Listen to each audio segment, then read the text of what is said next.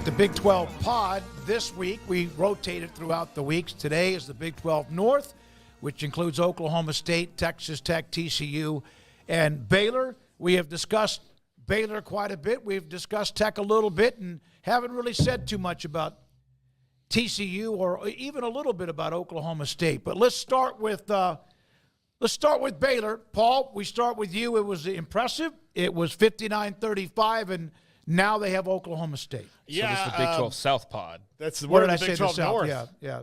No, today is supposed to be the South. It's my fault. Okay. I got us wrong. It's supposed to Okay. be South goes, because the North was on Thursday. The South was on Thursday, so it's North. Okay. This is the South. Okay, so we're going to the Big 12 South.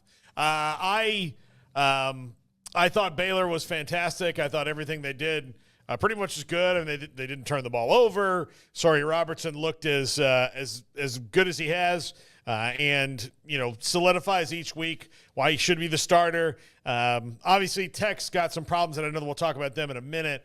But that was a big one, and now Baylor goes into the rest of the schedule where all the teams are like them, and if they can catch Oklahoma State in the midst of an emotional free fall, then that's going to get them to 500. So they've got to go and do that this week. So I was impressed. I was like Bryson Washington's. He's a guy. Like they have all these other players that can do kind of. There might be kind of specialty players like Richard Reese or Dawson Pendergrass, and then they kind of do one thing. He feels like a back that, when it's all said and done, can do all the things. Plus, I was just thrilled, and I'll say it again for Josh Cameron having the monster game that he did. He's always played well, but that was just that game was a payoff for a lot of years of hard work. Yeah, that was a desperately needed win to get them out of a rut, and I don't know if it catapults them to something greater down the stretch of the season, but it's certainly possible if they play that way and if they have the level of intensity and physicality that they had on Saturday. They beat up Tech.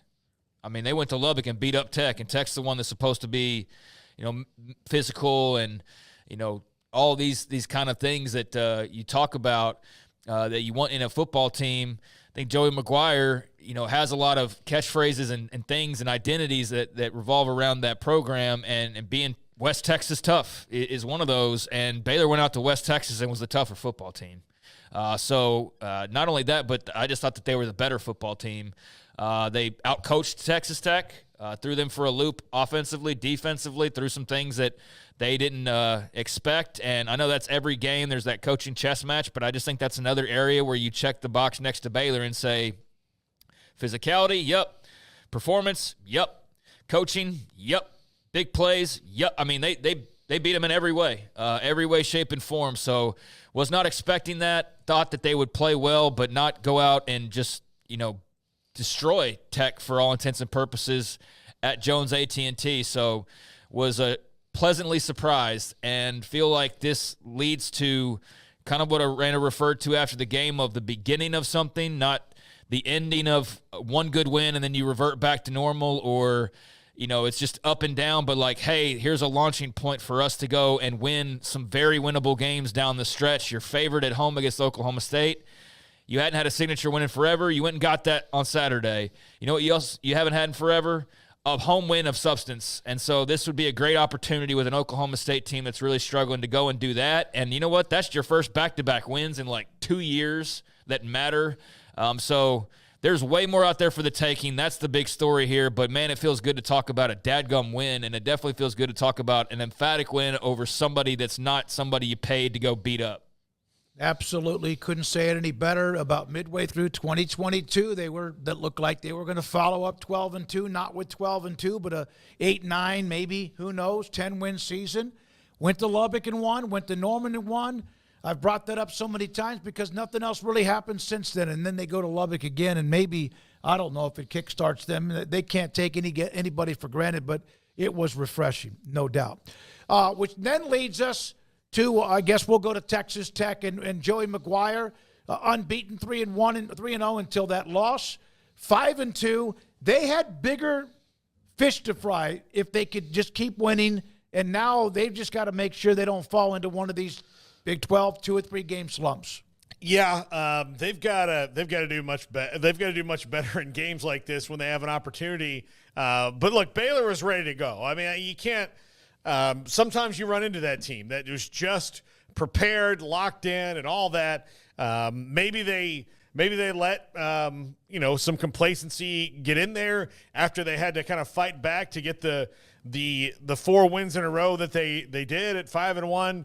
I don't think this is obviously like a death knell in their season, but it certainly throws into question how viable they are to stay in the conference race. So they can't. You can't keep giving up 40 and 50 points and almost 60 points in games and expect to hang, especially with the teams that are in this. But there are some good things they've had. The quarterback's been healthy. Taj Brooks is healthy. They have a lot of good wide receivers. But defensively, man, they've got to start being able to win some games on that side of the ball. Well, they were 5-1, and depending on which way you want to look at it, it's a flimsy 5-1 or just a hey, this is your type of year, 5-1, but I think we're seeing the latter more for the BYUs and the Iowa States of the world with wins like they had on Saturday night where, they're able to escape. With Tech, it was a situation where you could argue they were barely beating teams they should have beat by more, but regardless, they found themselves in a lot of close games, and part of the reason why they found themselves in a lot of close games is because they don't have a very good defense. That's been obvious throughout. There's been some obvious issues with this team that they've been able to get around or overcome, but that was not the case on Saturday. So I think, this is just a wake-up call or a reality check for everybody who kind of thought this might be the case but weren't quite sure. Like, should we get really excited about 5-1, or is this kind of I use the word again, kind of flimsy 5-1? And I think, unfortunately, it's a little bit of a flimsy 5-1. Not that they didn't go out and earn it, but I think, the way you think of a 5-1 team, that's not exactly where they are in the pecking order. And so now it's a little bit of a step back to probably where they actually are, which is more in that middle crowd of the Big 12. So I think that's about right for them. Now, as far as where they find themselves, ultimately, the scary part is you've got to go to TCU, who is arguably a better team. We'll see. I mean, that should be an interesting game. And then to Ames, which I don't think you feel great about that. You got Colorado at home. With your defense, I don't think you are really feeling that hot about that matchup. And the whole part about being at home, that's kind of bubble bursted after Saturday too, is it not?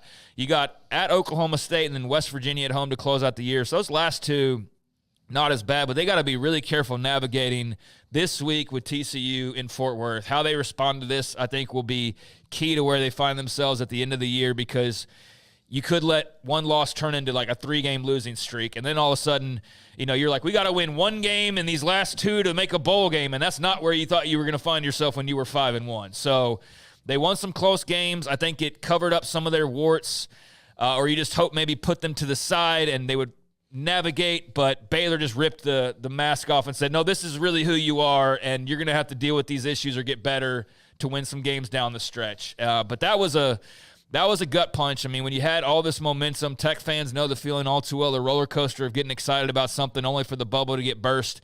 And I think it got burst on Saturday to a degree.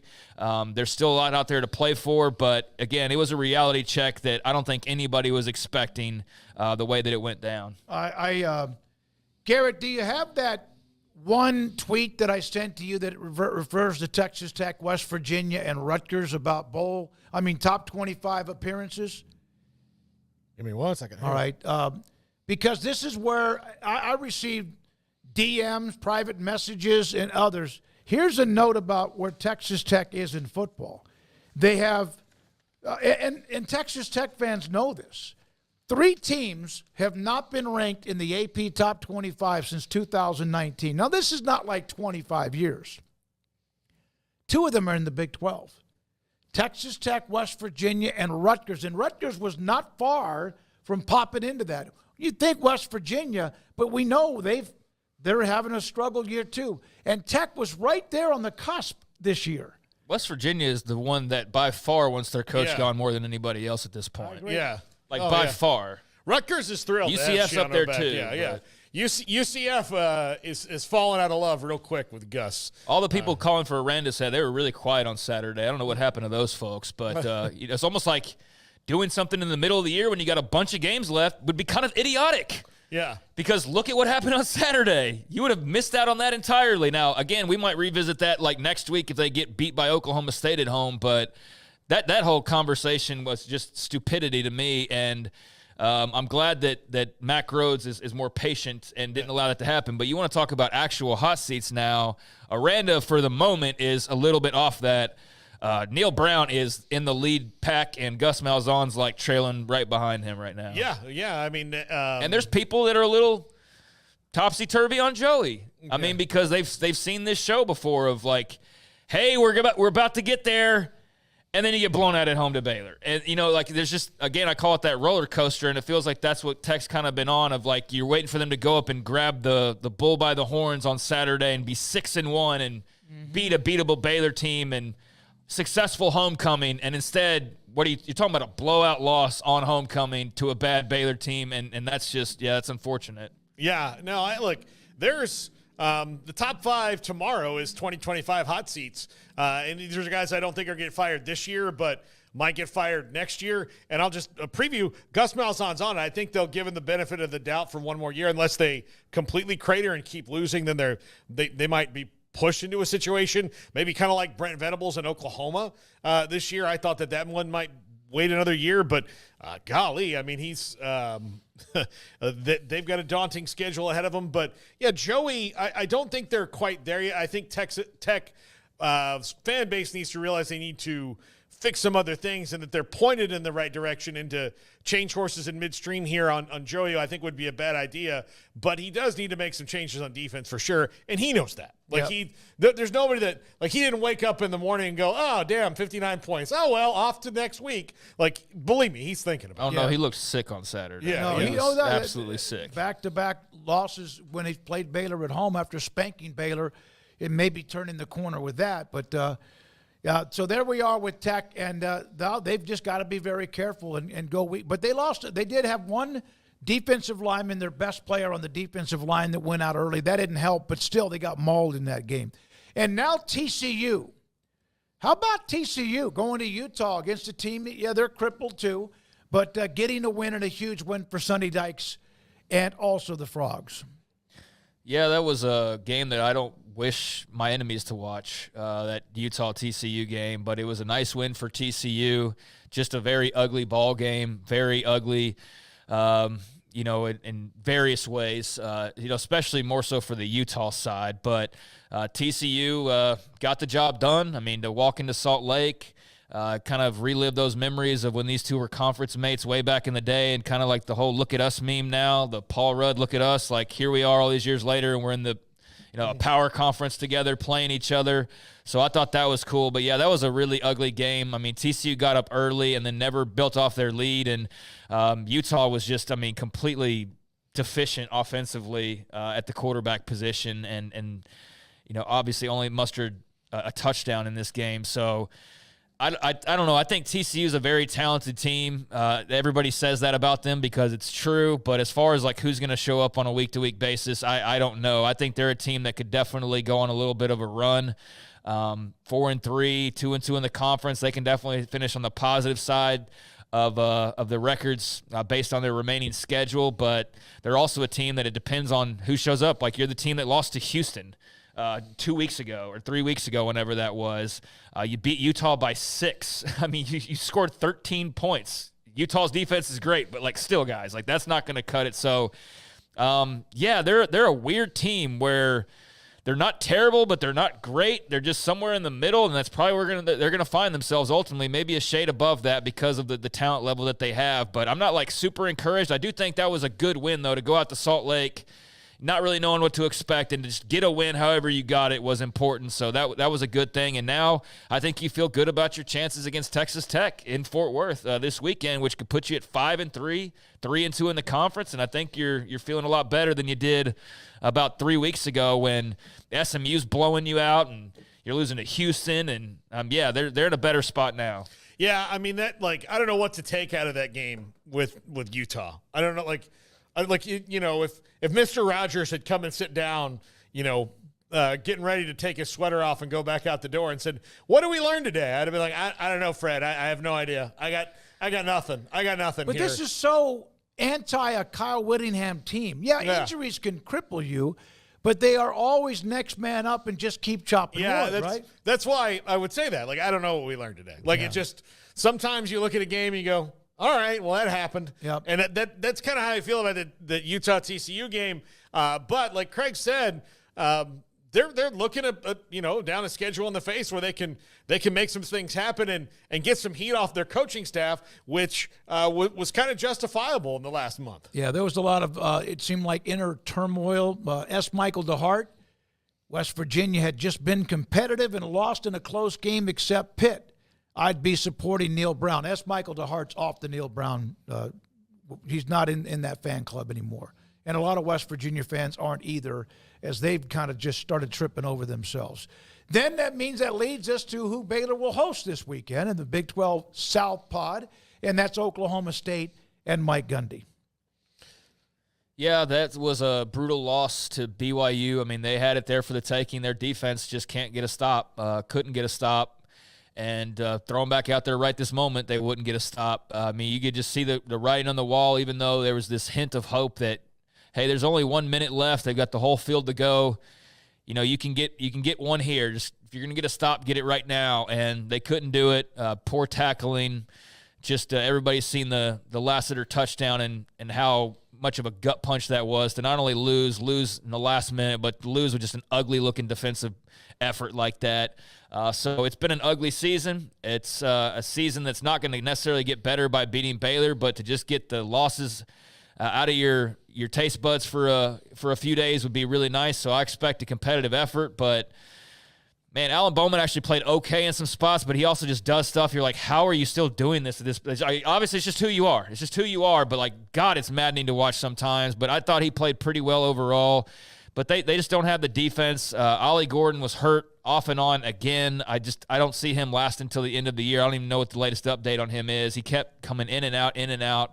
So I credit him for the effort, but they're kind of just all out of sorts. And obviously injuries have taken their toll on this season. But God, I felt terrible for them because they were so close to a monumental win in what has otherwise been a season of disappointment. And just, I guess, going with more of the same, more disappointment in a game where you didn't even have high hopes going into it, but you set yourself up to be disappointed because the team showed up and played the way that they did and gave you a chance. You couldn't close it out. So, I would love to have seen what would happen if Rangel would have been healthy because, man, they were all over that BYU defense, and then he busts off that long run, gets hurt, going down, getting tackled.